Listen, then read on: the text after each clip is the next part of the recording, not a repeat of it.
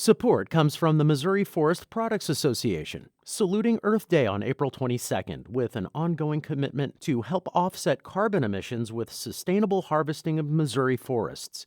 Details at choosewood.com. It's Tuesday, September 13th. This is The Gateway. I'm Wayne Pratt. Toxic algae blooms are becoming more common in Midwest lakes, but not every state is monitoring for the toxins, leaving some local and volunteer groups to do their own testing. It's going to become a dead lake if we don't maintain it. And that's what they're doing with all this testing, is how can we make sure that doesn't happen. We will report on the efforts to keep lake goers safe during climate change in just a few minutes. A St. Louis businessman is switching political parties to take on St. Louis County Executive Sam Page in November. St. Louis Public Radio's Jason Rosenbaum has more on how Mark Mantovani could shake up the contest. Mantovani ran unsuccessfully for county executive in 2018 and 2020 as a Democrat, but he'll now be the GOP nominee for the post instead of Catherine Pinner, who withdrew from the contest. Unlike Pinner, Mantovani has the ability to fund his own campaign, but he acknowledges that he won't have much time to run against Page. My primary commitment is to St. Louis County. It's to the region. It's to try to get this place moving again. Mantovani's other challenge will be convincing voters in a county that's drifted toward Democrats to elect a GOP county executive for the first time since 1986.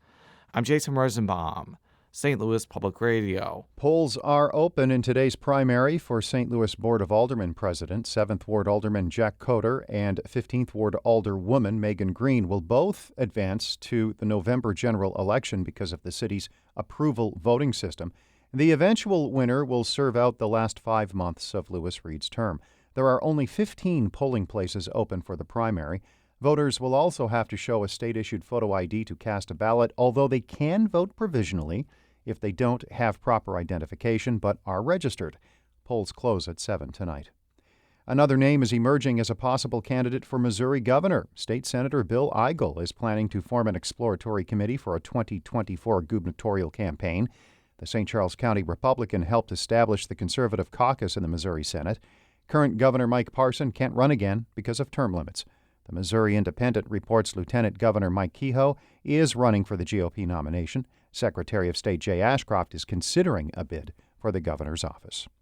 Mayors from cities along the Mississippi River are in St. Louis this week for an annual meeting of river communities.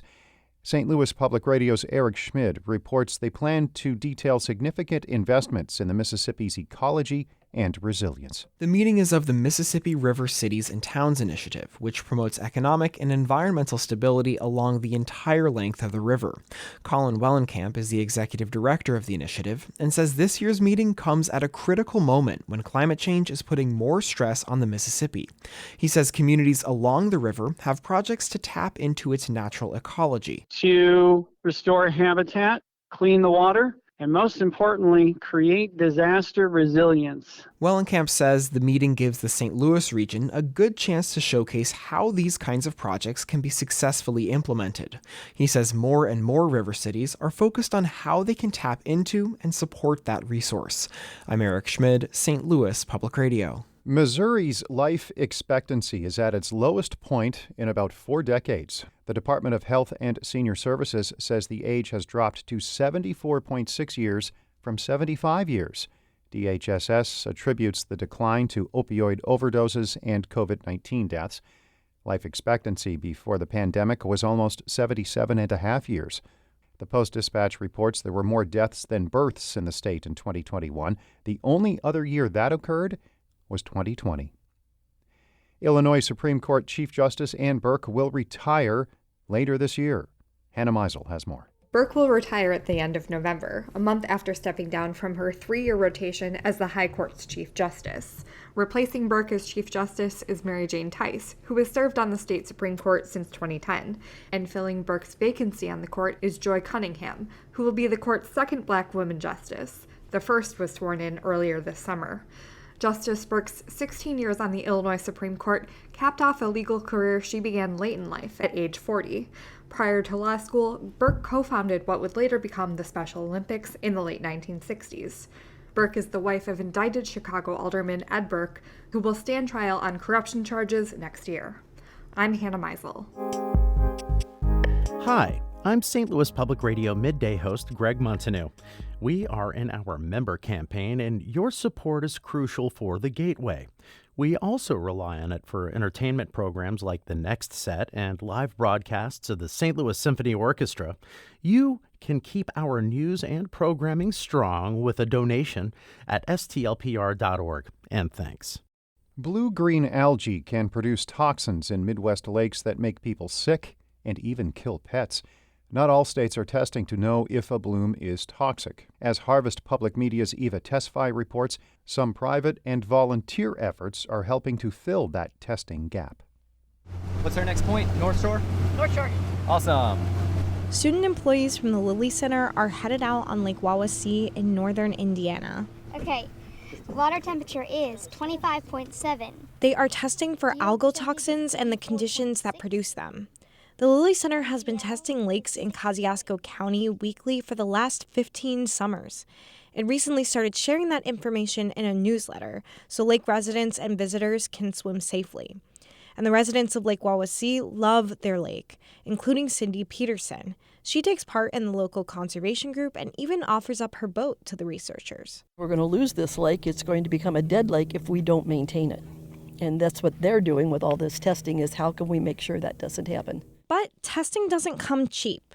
The Lilly Center for Lakes and Streams is entirely funded by donors, the pharmaceutical Lilly family being one of them. Much of the funding comes from the well-off residents of Lake Wawasee. Massive homes and expensive boats scatter across the lakefront. Jed Harvey is in charge of the testing program. Science is kind of tricky because you have to follow the money, know where it's coming from, know to see even what gets done. But we're really blessed around here to be surrounded by a lot of people who really care about the lakes. Thousands of dollars from these residents went towards designing a buoy that collects essential algae data in real time. Most lakes aren't as lucky. In the Midwest, funding is often limited for state algae testing programs. The Indiana Department of Environmental Management is only able to routinely test 18 lakes where people swim. This doesn't include Lake Wawasee. Kristen Arnold is the chief of the Water Assessment Planning Branch. We have a very specific goal of protecting public health at those swimming beaches, and that's how we kind of keep this program on a smaller scale. Many other states in the Midwest only test after a bloom has been reported. In Missouri, Lynn Milberg with the Department of Natural Resources says there isn't enough funding to test regularly. Our water quality monitoring group, they do not have any dedicated staff to do this. So whenever something comes up, they have to find somebody that's available, squeeze it in between projects. The Lakes of Missouri volunteer program takes on some of the burden. It's got about 200 volunteers who test 65 lakes across Missouri. Tony Thorpe, the program manager, says that the group started testing for blue-green algae about 7 years ago. And he says the problem isn't going away. If we listen to the climate science, it seems to indicate that this is only going to get worse. And, water is a scarce resource. The volunteer program, which is run by the University of Missouri and supported by various state agencies, can't do it all. The group only tests for algal toxins about 8 times a year. Thorpe says he knows there are lakes that need more testing. The situation in Missouri and elsewhere is exactly why Ann Scheckinger of the Environmental Working Group argues states and federal government should be doing more. Any lake that's publicly accessible, that should really be the state or the federal government's job to do the testing, not the people who live on the lake. It's a public resource. Back in Indiana, Harvey says that the Lilly Center's local testing has been working really well for the lakes in Kosciuszko County. But the impact of climate change on blooms could make it difficult for local groups to keep up. As blooms like this increase, it may be something where, in many places, the state will be needed to step up. Because, Harvey says, there are a lot of lakes in Indiana, and the Lilly Center can't get to them all. For Harvest Public Media, I'm Eva Tesfaye.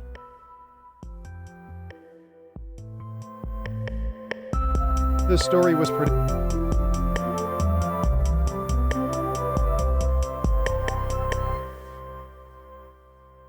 Support comes from the Missouri Forest Products Association, saluting Earth Day on April 22nd with an ongoing commitment to help offset carbon emissions with sustainable harvesting of Missouri forests.